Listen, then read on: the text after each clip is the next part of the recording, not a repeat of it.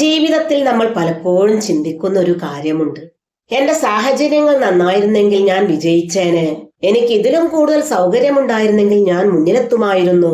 എന്റെ ജീവിതത്തിൽ പ്രശ്നങ്ങൾ കുറവായിരുന്നെങ്കിൽ ഞാൻ എന്റെ സ്വപ്നം നേടിയേനെ. പക്ഷെ ലോകം നമ്മെ പഠിപ്പിക്കുന്ന ഒരു സത്യമുണ്ട്. വിജയത്തെ തീരുമാനിക്കുന്നത് സാഹചര്യങ്ങളെല്ലാം മറിച്ച് മനസ്സിന്റെ ശക്തിയാണ്. ഇന്ന് ഞാൻ പറയുന്നത് ഒരു ഫുട്ബോൾ താരത്തിന്റെ കഥ മാത്രമല്ല, യുദ്ധത്തിനിടയിൽ ജീവിച്ച ഒരു കുട്ടിയുടെ, അഭയാർത്ഥിയായി ജീവിച്ച ഒരു ബാലന്റെ കൂടി കഥയാണത്.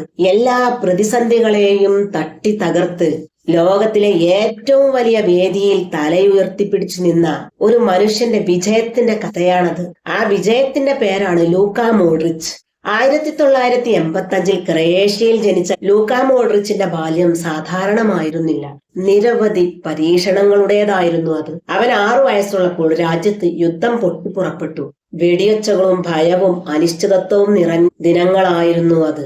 ഒരു കുട്ടി കളിച്ചു വളരേണ്ട പ്രായത്തിൽ അവൻ ജീവൻ രക്ഷിക്കാൻ പഠിക്കുകയായിരുന്നു. യുദ്ധത്തിൽ അവന്റെ മുത്തച്ഛൻ കൊല്ലപ്പെടുന്നു. ആ കൊച്ചുകുട്ടിക്ക് അതെത്ര വലിയ ഷോക്കായിരിക്കുമെന്ന് നമുക്ക് മനസ്സിലാക്കാവുന്നതേ ഉള്ളൂ. കുടുംബം സ്വന്തം വീടുപേക്ഷിച്ച് അഭയാർത്ഥികളായി മാറി. ഇന്ന് പലരും ചെറിയ പരാജയങ്ങളിൽ പോലും തളർന്നു പോകുന്നു. ഒരു ചെറിയ പ്രോബ്ലം പോലും നമുക്ക് താങ്ങാൻ പ്രയാസമാണ്. പക്ഷെ ലൂക്കയുടെ ജീവിതത്തിൽ പരാജയങ്ങളല്ല, ജീവിതം തന്നെ യുദ്ധമായിരുന്നു. അഭയാർത്ഥികളായി കുടുംബം ഒരു ഹോട്ടലിലാണ് താമസിച്ചിരുന്നത്. മറ്റു കുട്ടികൾ കളിസ്ഥലങ്ങളിൽ കളിക്കുമ്പോൾ ലൂക്ക പാർക്കിംഗ് ഏരിയയിൽ പന്ത് തട്ടുകയായിരുന്നു. ആരും അവനെ ഗൗനിച്ചില്ല. ആർക്കും അവനെ വലിയൊരു പ്രതിഭയായി തോന്നിയതുമില്ല. അവൻ ഉയരം കുറഞ്ഞ മെലിഞ്ഞ ശരീരമുള്ള ഒരു കുട്ടിയായിരുന്നു. പലരും അവനെ നിരന്തരം കളിയാക്കും. ഓ, ഒരു ഫുട്ബോൾ കളിക്കാരൻ വന്നിരിക്കുന്നു. കോച്ചുമാരും അവനെ വെറുതെ വിട്ടില്ല. ഇവന് ഫുട്ബോളിലൊന്നും വിജയിക്കാൻ കഴിയില്ല.